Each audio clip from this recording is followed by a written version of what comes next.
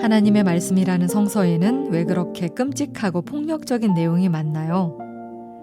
하나님이 살아계신다면 세상에는 왜 그렇게 악과 폭력이 만연한가요? 왜 기독교인들은 진리 이야기만 나오면 그렇게 오만하고 독선적인 모습을 보이나요? 요즘 들어 대학에 들어간 딸이 부쩍 질문이 많아졌습니다. 제 딸은 어렸을 때부터 교회에 다녀 전통적인 교회의 언어와 논리에 익숙하지만 성인이 되면서 자신이 지금까지 배워왔던 기독교의 모습에 의문이 생기는 중입니다. 이 책은 제 딸의 의심과 질문으로부터 태동했습니다. 21세기 대한민국에서 기독교는 인기 없는 주제입니다. 이 기독교 혐오증은 코로나 이후로 더욱 심해졌습니다. 교회가 이기적이고 무책임할 뿐 아니라 비상식적이고 반지성적인 집단이라는 것이죠. 40여 년간 기독교인으로 지내온 저 역시 오늘날 한국 기독교의 모습이 불편하기는 마찬가지입니다. 오히려 교회 바깥에 계시는 분들의 지적에 공감이 갈 때가 훨씬 많습니다. 이 책은 그분들의 비판적 지적에 대한 공감과 반성에 바탕을 두고 있습니다. 저는 성인이 된 후 대부분의 시간을 진지한 기독교 신앙의 탐구자로 살아왔습니다. 한국에서 가장 보수적인 교단 중 한 곳에서 신앙생활을 시작했지만 젊어서부터 그 교단이 그어놓은 경계를 넘나드는 독서와 사유의 여정을 이어왔습니다.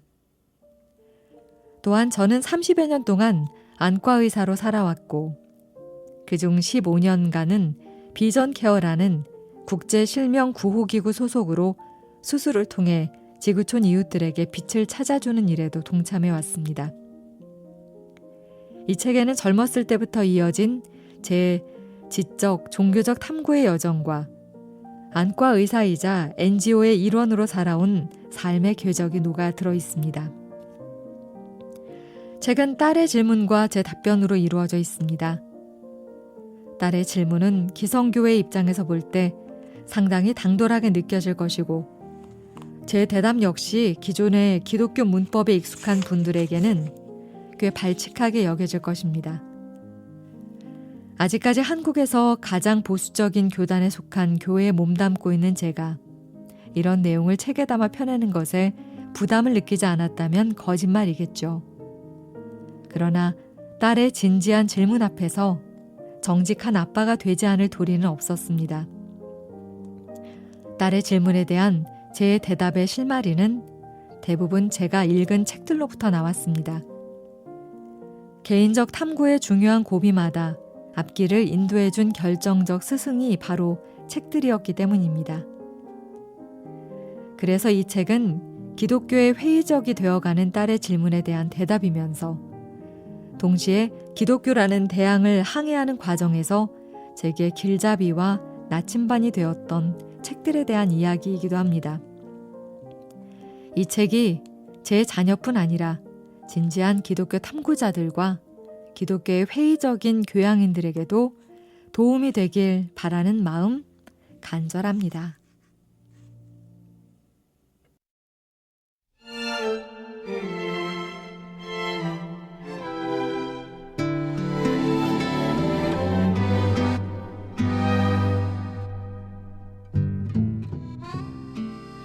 성서도 열심히 읽고 기도도 드리는데 하나님이 어디 계시는지 잘 모르겠다니 신앙생활에 고비가 찾아온 것 같구나. 상투적인 이야기이겠지만 내가 겪는 어려움은 결코 너만의 경험이 아니라 진지한 신앙의 추구자들이 모두 겪어왔고 앞으로도 겪을 일이란다. 사실 나는 내 질문을 듣자마자 과거 중앙아시아의 한 국가에 의료 봉사를 가서 우리가 함께 목격했던 사건을 떠올렸어. 혹시 백내장 수술을 받던 한 환자가 갑자기 눈앞이 캄캄해졌다고 울부짖으면서 벌떡 일어나려 했던 일이 기억나니?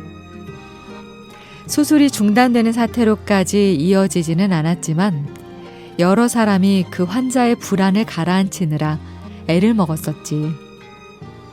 다행히 수술 결과가 좋아 다음날 미소와 함께 미안함과 고마움을 전하던 그 환자의 얼굴이 아직도 기억나는구나.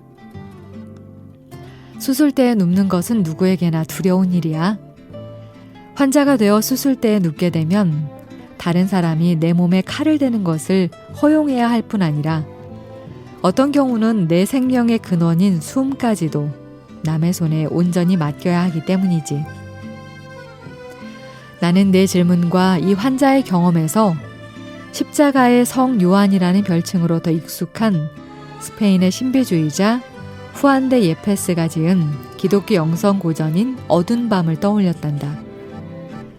십자가의 성 요한은 이 유명한 책에서 어두운 밤이란 수술대 위에서 철저한 어둠 속에 갇혀버린 백내장 환자처럼 경건 생활에 열심을 내던 사람이 마치 하나님이 계시지 않는 것 같은 혹독한 메마름과 어둠 속에 던져진 상태라고 정의해. 사실 성서에서는 어둠 밤을 통과해 하나님을 새로이 만나거나 새 존재로 탈바꿈한 사람들의 이야기가 가끔 나와. 구약 성서에서는 고래 뱃속에 들어갔다가 살아나온 선지자 요나나 모든 것을 잃고 나락으로 굴러 떨어졌다고 회복된 욥의 경험이 그 대표적인 예라고 할 수 있어. 신약 성서에서는 기독교인을 박해하기 위해 다마스커스로 가는 길에 강렬한 빛에 의해 눈멈과 회심을 동시에 경험했던 사도 바울의 경험이 가장 적절한 예가 되겠구나. 기독교 영성 신학자인 리처드 포스터는 어둠 밤 없이 영적인 성숙을 바라는 것은 훈련 없이 챔피언이 되려고 하는 운동선수와 같고 깊은 사고 없이 위대한 책을 쓰려고 하는 저술가와 같다고 말하고 있어.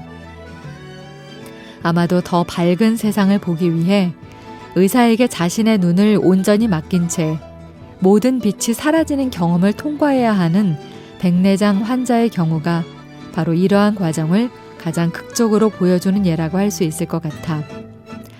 내가 지금 겪는 어려움 역시 성서의 위인들을 포함해 많은 사람이 통과해온 어둠 밤의 경험임에 틀림없어 보이는구나.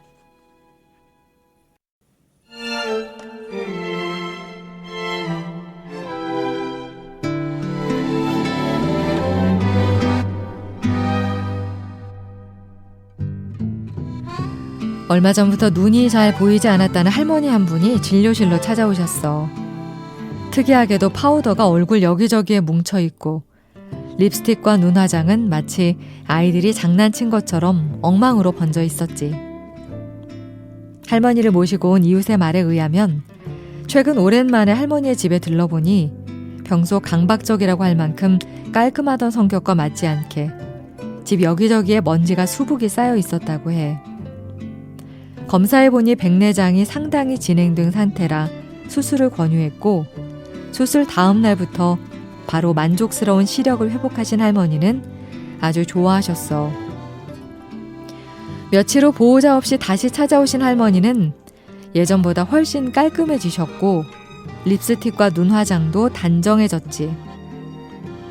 그런데 수술 안 하고 먼지가 안 보였을 때가 더 마음이 편했다면서 눈을 다시 수술 전으로 돌려달라고 정색을 하면서 말씀하시더구나. 그건 어렵다고 말했더니 진료실을 박차고 나간 할머니는 그 뒤로 다시는 병원을 찾지 않으셨단다.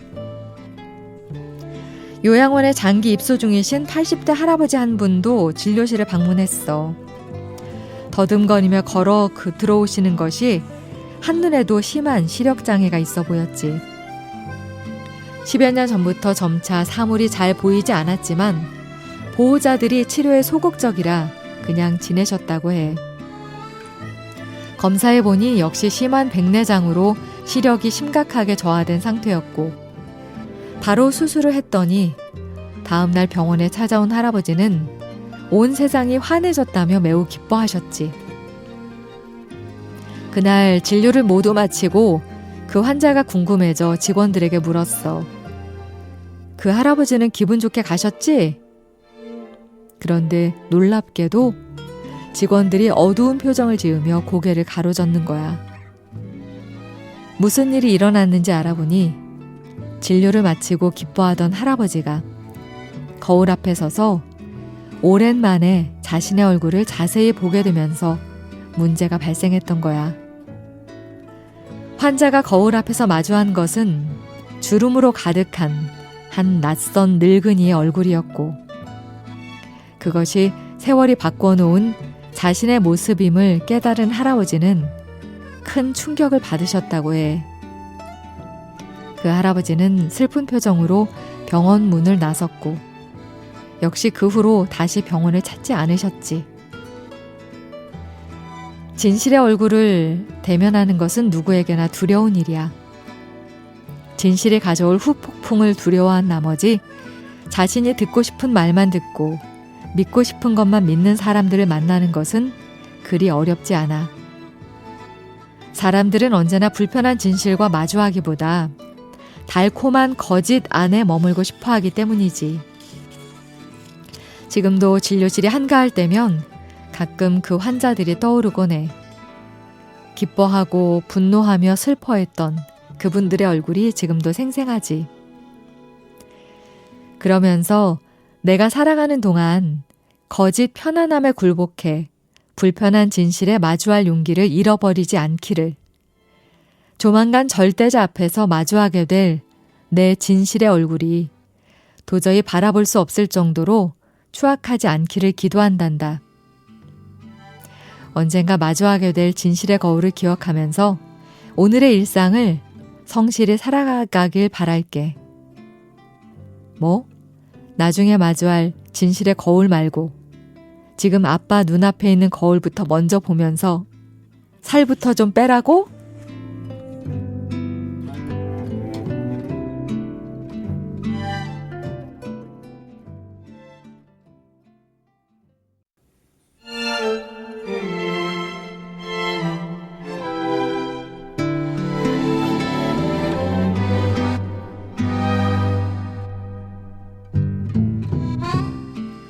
예전에 근무하던 병원에서 겪었던 일이야. 병원에 부임한 후 얼마 되지 않아 그 지역에 유난히 다래끼 환자가 많은 것 같다는 느낌을 받았단다. 자초지종을 알아보니 근처에 계신 안과 원장님이 마취를 제대로 안 하고 다래끼를 제거하는 바람에 환자들이 수술에 대해 엄청난 공포감을 느끼고 있었는데, 내가 충분한 마취를 시행한 후 비교적 통증 없이 수술하는 것이 알려지면서 다래끼 환자들이 몰려든 거야. 사람들에게 누가 명의냐고 물으면 대부분 죽을 병에 걸린 사람을 살려내는 의사를 떠올릴 거야. 그러나 막상 병원을 찾은 환자들에게 명의란 최대한 아프지 않게 치료하는 의사인 경우가 많아. 병원에 찾아온 환자들에게 처치나 수술이 필요하다고 말하면 거의 예외 없이 첫 번째로 나오는 질문은 얼마나 아파요야. 대부분의 사람들이 가장 두려워하는 건 죽음이겠지만 진료실에서 환자들을 대하다 보면 고통에 대한 두려움 역시 그에 못지않다는 느낌을 받을 때가 많단다. 고통의 문제에 관심을 가졌던 철학자 손봉호 교수는 인간은 쾌락을 추구하려는 성향보다 고통을 피하려는 욕구가 훨씬 강하며, 따라서 한 공동체의 윤리적 목표는 최대 다수의 최대 행복이 아니라 가장 적은 사람이 고통받는 최소 고통의 상태에 도달하는 것이어야 한다고 주장한단다. 아직 내게 고통은 어떤 이론이나 설명으로도 완벽히 설명되지 않는 수수께끼이자 삶의 어려움과 절대자의 심연을 보여주는 신비로 남아있어. 그러나 나는 살아가면서 고통에 대해서도 확실하다고 말할 수 있는 3가지 사실이 존재한다는 것을 점차 깨달아가고 있단다. 그 3가지란, 지금 고통당하는 사람들에게 당장 필요한 것은 설명이나 훈계가 아니라 공감과 위로라는 것. 내 고통은 타인의 고통에 대한 무지와 무감각을 깨우는 가장 효과적인 각성제라는 것. 그리고 타인의 고통에 대한 공감 능력이야말로 한 사람의 성숙을 보여주는 핵심적인 표지라는 것이야. 나는 내 앞에 닥친 고통을 완벽하게 이해하거나 극복할 능력도, 타인이 당하는 고통에 대해 심오한 철학적, 종교적인 설명을 제공할 실력도 가지고 있지 못하단다. 그러나 고통받는 이웃과 폭력으로 가득한 세상이 지르는 비명을 들을 수 있는 귀와 지금 여기서 사람들이 당하는 고통의 일부를 조금이라도 줄여줄 수 있는 의술이라는 손을 가지고 있어. 그래서 나는 오늘도 내게 찾아온 환자와 우리가 사는 세상이 겪는 고통에 대해 무뎌지지 않기를, 그리고 진료실 안팎에서 그 고통을 조금이라도 줄이기 위한 작은 실천의 한 걸음을 내디디기를 바라며 하루를 시작한단다.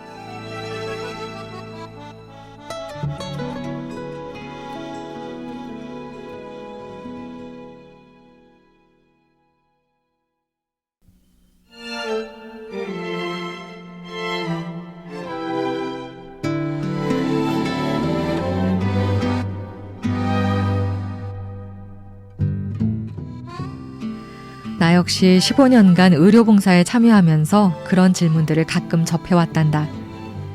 사실 누구든 처음 그런 질문을 받게 되면 당황하거나 대답할 말이 궁색해지는 경우가 많지.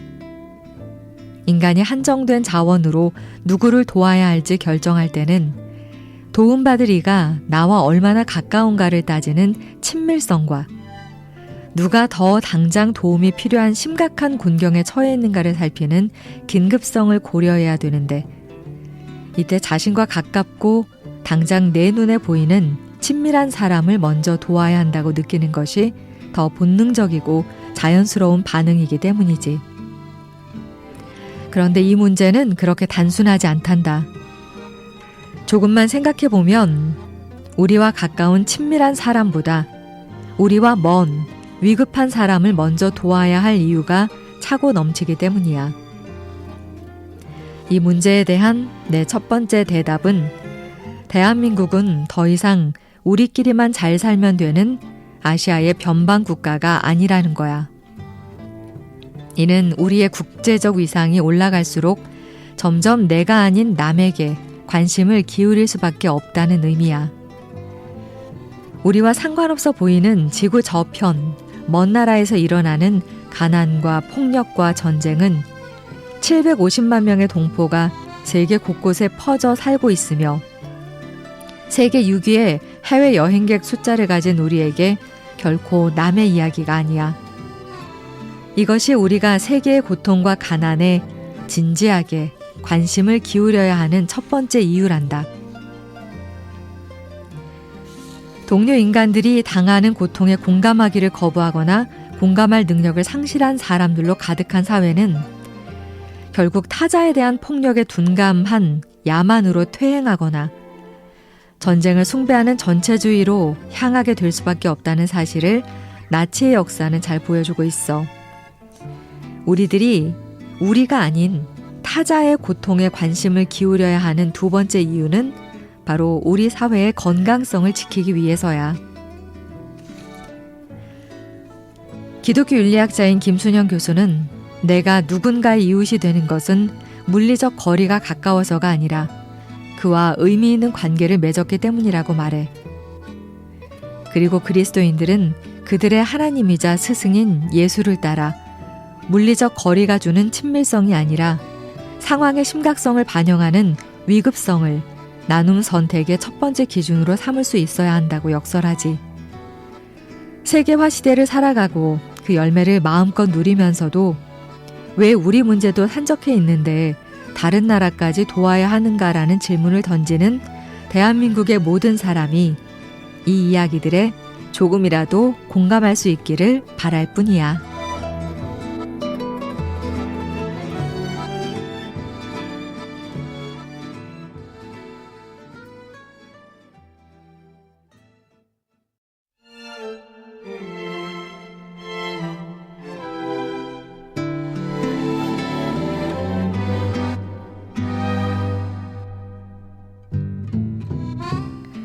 내가 신의 존재를 느끼는 일상의 자리는 바로 수술 현미경 앞이야. 일반인들에게는 수술이 특별하고 신기해 보이겠지만 내게는 거의 매일 경험하는 평범하고 익숙한 일상이기 때문이지. 나는 백내장 환자가 수술대 위에 누워있다면 언제 어디서든 일사천리로 수술을 진행할 수 있단다. 가히 몸에 익었다 또는 몸이 기억한다는 표현이 적절한 경지라고 할 만하지. 그러다 보니 백내장 수술이 아무 때나 불러내 마음대로 부릴 수 있는 도구나 하인처럼 여겨질 때가 많아. 그런데 가끔은 이렇게 친숙하고 만만한 백내장 수술이 독자적인 인격을 갖추고 나를 주관할 뿐 아니라 존중까지 요구하는 신 같은 존재로 느껴질 때가 있단다. 수술의 신이 가장 싫어하는 것은 교만이야. 수술자는 칼을 잡고 누군가가 당하는 고통과 어려움을 해결해 주었을 때 말할 수 없는 쾌감을 느끼게 되지. 내 손을 통해 누군가에게 빛을 찾아줄 수 있다니. 우쭐한 마음이 생기고 자신이 대단한 사람처럼 느껴진단다. 그러나 이러한 교만은 지나친 자신감으로 이어지고 이는 반드시 집중력 하락을 동반하게 된단다. 마치 처음 운전을 배우는 사람은 사고를 잘 내지 않지만 어느 정도 익숙해지기 시작했을 때 사고율이 높아지는 것과 유사하지. 그래서 지나치게 긴장하지 않으면서도 수술의 전 과정 동안 일관된 집중력을 유지할 수 있는 능력이야말로 훌륭한 수술자가 갖추어야 할 중요한 미덕 중 하나란다. 수술의 신이 싫어하는 또 다른 태도는 욕심이야. 수술자가 금전적 이득이나 자기 만족을 위해 꼭 필요하지 않은 수술이나 술기를 무리하게 시도하는 경우가 이에 해당하지. 수술의 신이 싫어하는 세 번째 자세는 불신이야. 이는 위에 언급한 교만과 반대되는 태도라 할 수 있지. 수술자는 절대 교만해서도 안 되지만 반대로 자신을 불신해서도 안 돼. 스스로를 신뢰하지 못하는 수술자는 수술 중에 일관성 없이 이런저런 술기를 시도하거나 필요 없는 행동을 자꾸 반복함으로써 주변 사람 모두를 불안하게 만들지. 수술의 신이 싫어하는 마지막 태도는 적당주의야. 이는 두 번째 태도인 욕심과 대치되는 입장이라고 할 수 있지. 수술의 신은 절대 어떻게 되겠지라는 적당주의를 용납하지 않아. 그 신에 어떤 이름을 붙일지는 내 자유지만 나는 그 신의 실체가 바로 성서에서 말하는 하나님이라고 믿고 있지.